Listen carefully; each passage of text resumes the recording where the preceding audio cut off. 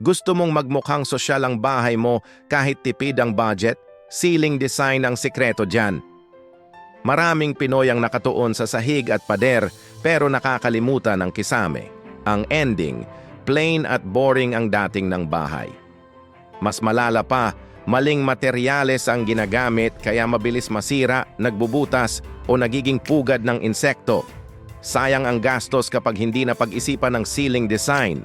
Narito ang 4 na abot kayang ceiling ideas na mukhang premium. Gypsum board with cove lighting. Malinis at modernong tingnan, swak sa budget. PVC ceiling panels. Murang alternative, moisture resistant at madaling ikabit. Wood accent panels.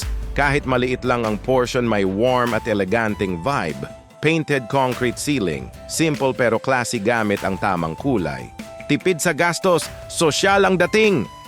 Sa susunod na video, pag-uusapan natin kung paano makuha ang tamang window placement para tipid sa kuryente at preskong bahay. Abangan!